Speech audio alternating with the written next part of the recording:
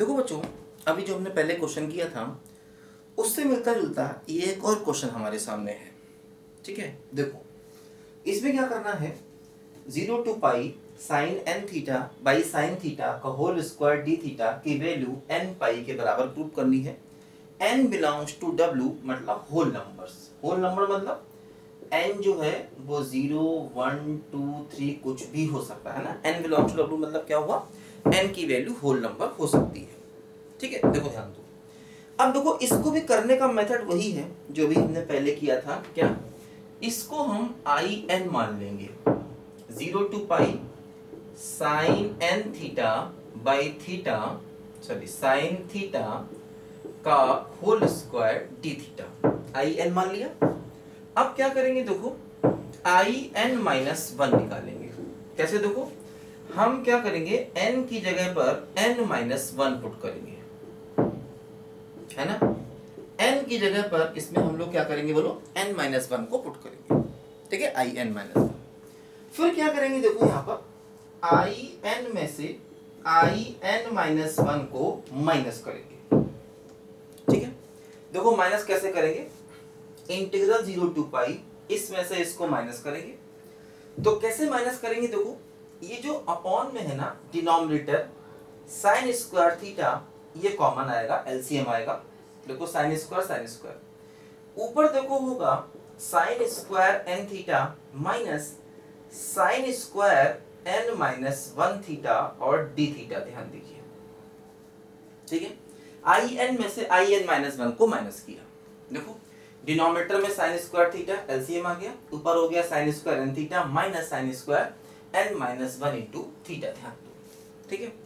अब देखो यहाँ पर है ना, इसमें से इसको माइनस करना है। कई बार मैंने बताया आई एन माइनस 1 निकालने से फायदा होता है, कई बार आई एन माइनस 2 निकालने से फायदा होता है। जैसे पिछले क्वेश्चन में आई एन माइनस 1 करके हमने स्टार्टिंग में चेक किया था, उससे बेनिफिट नहीं मिला था, तो तुरंत हम आई एन माइनस 2 पर चले गए थे।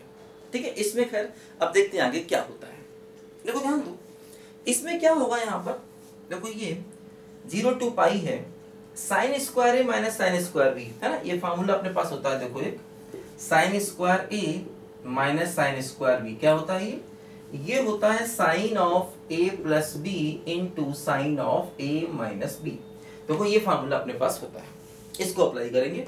देखो क्या होगा, sine of A plus B तो n theta plus n theta minus theta और into sine of A minus B. A minus B का मतलब एन थीटा, और इसमें से ये माइनस करेंगे तो minus n theta plus theta whole divide by, देखो यहाँ पर आ जाएगा साइन स्क्वायर थीटा और डी थीटा। ठीक है, देखो ये एंगल ए है, ये बी है, तो पहले ए प्लस बी आया, फिर ए माइनस बी करेंगे तो इसके साइन देखो चेंज हो गए, ये आएगा। ठीक है, अब देखो यहाँ क्या होगा, एन थीटा कैंसिल हो गया।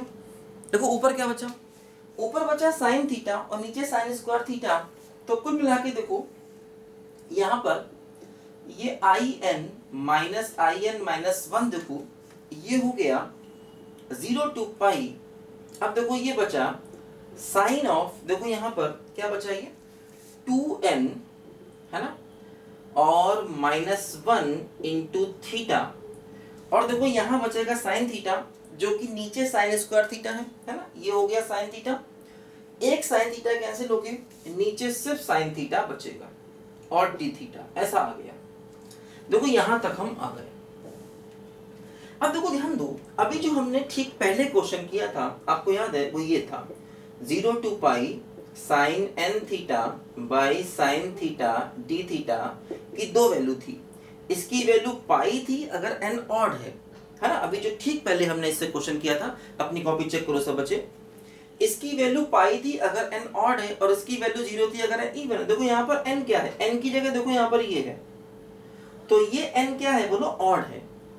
जो यहाँ n है उसकी जगह देखो ऑड है, तो ऑड का मतलब इस पूरे की वैल्यू हम यहाँ से डायरेक्ट पाई लिख सकते हैं, इस पूरे की वैल्यू, अगर हमको ये बात याद रहे तो।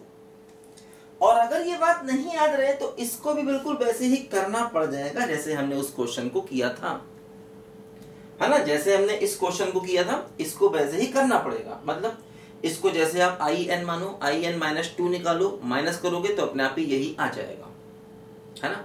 जैसे हमने इस क्वेश्चन को सॉल्व किया था, आई एन माइनस 2 निकाला था, माइनस किया था, अपने आप आ गया था, वैसे ही इस क्वेश्चन को भी सॉल्व करना पड़ेगा इसी मेथड से, ठीक है। और नहीं तो अगर आपको ये वैल्यू याद है तो हम डायरेक्ट भी लिख सकते हैं, क्योंकि देखो n यहाँ पर ऑड है, 2n माइनस 1 ना, 2n माइनस 1 एक ऑड वैल्यू है, और ऑड वैल्यू के केस में इसका रिजल्ट पाई आ जाएगा, तो हम इसको भी पाई लिख सकते हैं, यानी कि I n minus 1 equal to क्या हो गया बोलो, पाई हो गया। ध्यान दो, अब देखो ये पाई हो गया, देखो जैसे क्या है, यहाँ पर n हमारा होल नंबर है, इसको हमने आई एन माना है, आई एन, है ना। तो जैसे n को 0 लोगे तो क्या आएगा, i0, n को 1 लोगे तो i1, फिर आएगा i2, फिर आएगा i3 से लेकर लास्ट में क्या आएगा बोलो, in, ऐसे आएगा।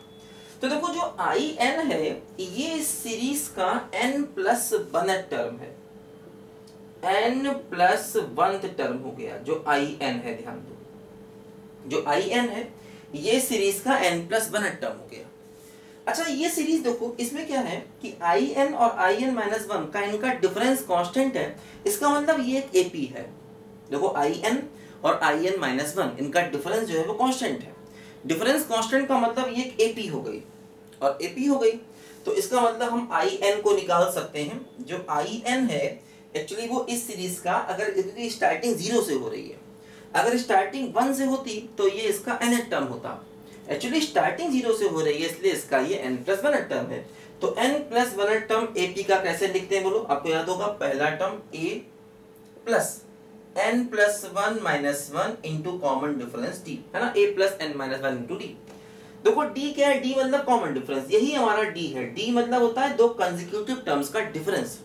देखो ये यही है, in और in-1 का डिफरेंस क्या है, भाई यही हमारा D है। ध्यान दो, तो देखो क्या हुआ, यहाँ पर आई नॉट की वैल्यू निकालो।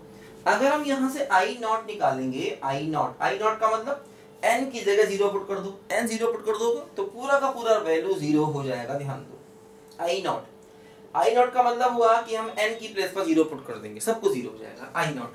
तो देखो हुआ 0 प्लस ये कैंसिल हुआ n इंटू डी, है ना। तो देखो यहाँ पर n और d क्या है, d है पाई, देखो ये n पाई, तो आई एन की वैल्यू क्या आ गई बोलो, n पाई के बराबर आ गई। यही हमें देखो यहाँ पर प्रूफ करना था कि इस पूरे की वैल्यू n पाई के बराबर आ जाएगी, यही हमें यहाँ पर प्रूफ करना था। ध्यान दो, ठीक है। तो ऐसे देखो हमने इस क्वेश्चन को किया, काफी अच्छा क्वेश्चन है, लेकिन यहाँ पर देखो हमने ये स्टैंडर्ड रिजल्ट की तरह यूज किया। अब अच्छा होगा ये बात याद रखो, क्योंकि ऐसे क्वेश्चन आईटी ने पहले भी कई बार पूछे हुए हैं। अब देखो n यहाँ पर कोई भी ऑड हो, मान लो मैं sin 13 थीटा कर दूं और अपॉन sin थीटा कर दूं, तब इसकी वैल्यू पाई होगी, क्योंकि अगर n ऑड है इसकी वैल्यू पाई होगी हमेशा।